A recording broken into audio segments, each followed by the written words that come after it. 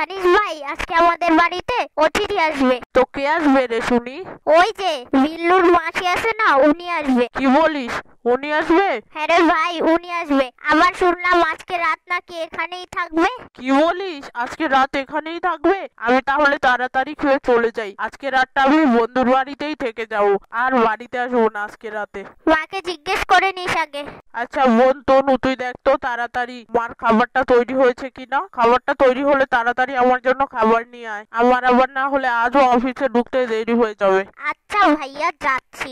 আর শোন, মাকে বলে রাখিস কিন্তু আমি আজ রাতে যে ফিরবো না বলেই দিয়েছি। আমি আমার বন্ধুর বাড়িতেই থেকে যাব। ওরে বাবা, মাকে নাকি আমি বলবো? তুই বলিস মাকে। মা যেই রাগি আমাকে ধরে মেরে দেবে ওখানেই। তোরটা তুই বলে যাস বাবা, এত সুখের দরকার নেই আমার। তা তো জানি বটে, তারপর কে না কে আসবে, আবার এসেই খোঁজ খবর নেওয়া শুরু করবে। তা তো আমার একটু ভালো লাগে না, তুই সেটা ভালো মতোই জানিস। তাহলে তুই একটু বলে দে না মাকে কষ্ট করে।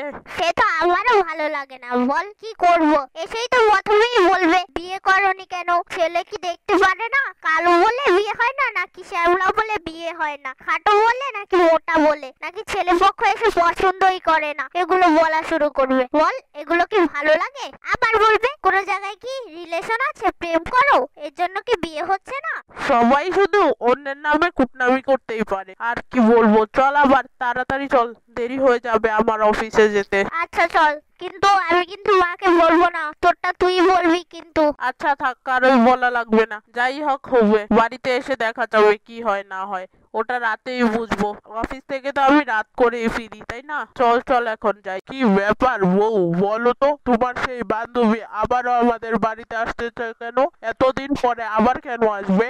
আর বলো না, সেটা তো আমিও জানি না। বিন্দুকে দিয়ে খবর পাঠালো সে নাকি আসবে, তাই আমি আর কিছু বলতেও পারিনি। কি কারণে আসবে সেটাও তো বললো না। কথা নেই বার্তা নেই, ধুম করে এসে বললেই চললো? একবার তো বলে আসতে হয় না? কিছুদিন আগে বললেও তো অল্প কিছু বাজার করে রাখতাম খাওয়ানোর জন্য। কথা নেই বার্তা নেই, ঠাস করে বললো আর এসে পড়বে। হ্যাঁ গো, সেটা তো আর আমি জানি না। বললো আজকে রাতটা নাকি এখানেই থাকবে। কি থাকবে?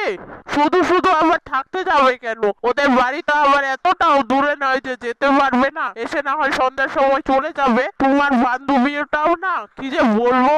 আর বলো না, সেসব কিছুই তো আমি জানি না। শুধু আসবে বললো, ব্যাস, আমি এইটুকুই জানি। কোনো কারণ তো আছেই, না হলে তো তোমার এই বান্ধবী আমাদের বাড়িতে আসারই কথা না। কি যে কারণ নিয়ে আসছে সেই ভালো জানে, আর উপরওয়ালাই জানে। তমাল আর তনুও তো খুশি হয়নি শুনে যে ওরা আসবে। কি বলবো বলো, এখন তো নাও করা যায় না, যেহেতু আমার বান্ধবী। এখন কিছু তো করার নাই, ওরা দুজনও খুশি না। ওদের কথাবার্তা শুনেই বুঝতে পেরেছি। সে তো স্বাভাবিকই বটে, বলো। হঠাৎ করে কেউ যখন দুম করে এসে তোমার ঘরে চলে আসবে, তোমার তো একটু অসুবিধা হবে, তাই না? এরকম হুটহাট করে চলে আসলে তো অসুবিধা হবেই, তাই হয়তো তারা একটু এরকম করেছে। সে হতে পারে তোমার প্রাণের বান্ধবী, তাদের দুজনের তো কেউ নয়, তাদের দুই বান্ধবের তো এখানে কিছু নেই, তাই হয়তো তারা অস্বস্তিতে পড়ে গিয়েছে।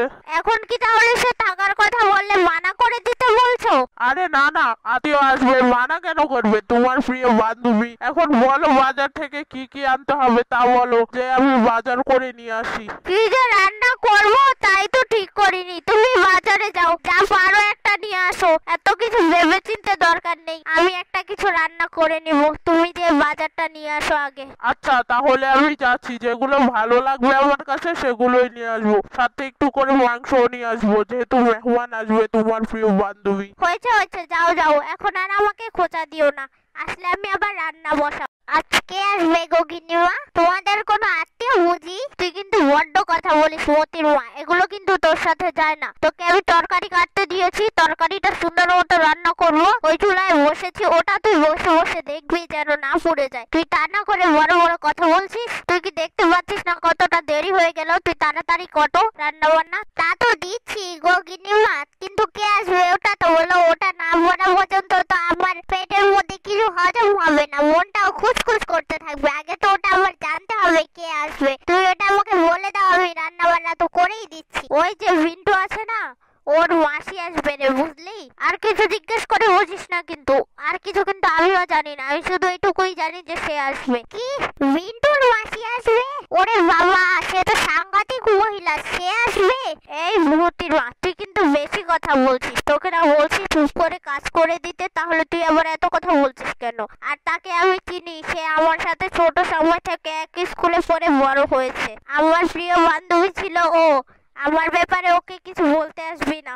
আর এই অভ্যাসটা তার ওই সময়ও ছিল, যখন যাকে যা ইচ্ছে মনে আসতো বলে দিয়ে বসে থাকতো। তা আমার প্রিয় বান্ধবী, তুই আমার থেকে বেশি কিছু জানিস না, বুঝতে পারলি? তবে যে আমার সাথে খুব খারাপ ব্যবহার করতো তা কিন্তু নয়। সে যে সে সময় যা ছিল তা তো আমি আর জানি না, এখন যে কেমন সেটা তো আমি ভালো মতোই জানি। কিছুদিন পর পরই তো জানি, দেখতে পাই যে সে কেমন। এখন তাকে দেখলে কাকপক্ষীও তো সামনে দাঁড়াতে চায় না। তার মুখে যে কথা, সে তো নিজে থেকেই বললো হঠাৎ করে সে আসবে। আমি তার কিছু বলার সময়ই পেলাম না। এখন তার নাও করতে পারবো না, তাই বললাম এসে মুড়ো কার কিছুই বলি। এখন যদি এখানে এসে কোনো কলডকল বাঁকায় তখন যে কি হবে?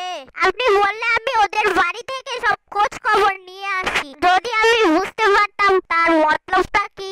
তুই কি করে চিনবি ওদের বাড়ি? কি যে বলো, আমি চিনবো না?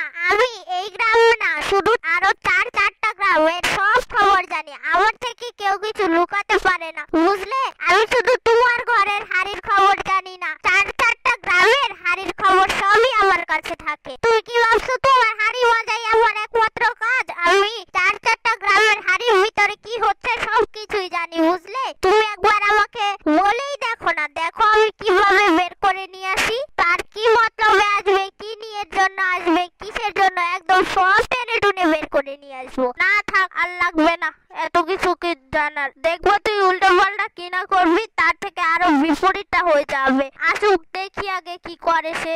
আচ্ছা ঠিক আছে, তবে যদি কোনো অসুবিধা হয় আমাকে বলো, কিন্তু আমি কিন্তু ঠিকই সবকিছু বের করতে পারবো। 2-4টা উপায় তো আমি ঠিকই বের করে নিয়ে আসবো। তুই আমার ভরসা রে, এখন আর কি বলবো বল? তুই ছাড়া আর তো কেউ নেই আমাকে সাহায্য করার। তনুটা আমার বড়ই মুখচোরা, ওকে যদি কেউ কিছু বলে তাহলে তো সেখানে কেঁদেই ভাসিয়ে দেবে। আর ও তোকে যদি ও কিছু বলতে পারে, আমার মেয়েটা তো কান্নাকাটি করে পুরো বাড়িটাই মাথায় তুলে ফেলবে। আর ছেলেটা তো বললো নাকি বাড়িই ফিরবে না। আর কর্তাবাবু কিন্তু খুবই রাগী, সে উল্টো পাল্টা কিছু করলে কর্তাবাবু কিন্তু খুব চটে যাবে, আগেই বলে দিলাম তোমাকে বৌদি। সে তো শুধু আমাদের ঘরের মানুষের উপরেই রাগ দেখায়। একে তো সে আমার বান্ধবী, আবার সেই যে ঝগড়ুটে টুস্কির মতো, তার সাথে তো কথা ভুলেও বলবে না। তাহলে গিন্নিমা শেষ বর্ষাটুকু আমি কিন্তু তোমার। যাই হোক, তাহলে আমার মাইনেটা এই মাসে একটু বাড়িয়েই দিও কিন্তু। ঘুরে ফিরে তো একই কথা, এছাড়া আর কি আছে? সে তো বললেই বললো, শুধু ঘুরে ফিরে সেই আমার মাইনে বাড়িয়ে দাও, মাইনে বাড়িয়ে দাও। ঘরে কয়টা কাজ করিস রে? সেই তো ঘুরে ফিরে তুই গ্রামের হাড়ির খবরই নিতে থাক। আর আমার ঘরের কাজ তো করতেই চাস না, খালি কথাই বলতে থাকিস, কথাই বলতে থাকিস। আবার সে আসে মাইনে বাড়িয়ে নিতে। একে তো আমার কুচকি বান্ধবী আসবে সেই চিন্তায় মরে যাচ্ছি, সে এখানে আসছে আমার মাইনের কথা বলতে। চুপ থাক, তাড়াতাড়ি নিজে নিজে কাজ